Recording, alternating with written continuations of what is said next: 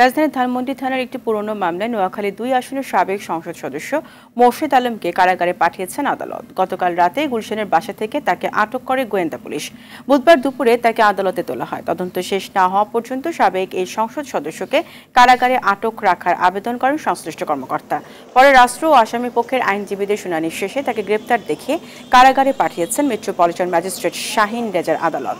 আসামি পক্ষের আইনজীবী আরিফুর রহমান গণমাধ্যমকে জানান, সিনিয়র সিটিজেন ও অসুস্থ বিবেচনায় জামিন আবেদন করলে আদালত তা নাকচ করে দেন।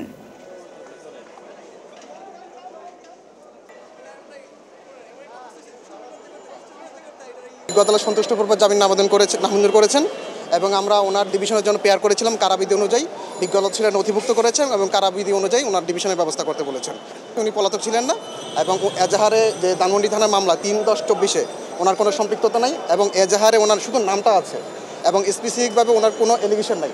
উনি হচ্ছে 87 নম্বর আসামি, বাট এজাহারের কোনো অংশে ওনার কোনো সম্পৃক্ততা ওনার কোনো উনি অ্যাক্টিভলি কোনো পজিশনে ছিলেন না।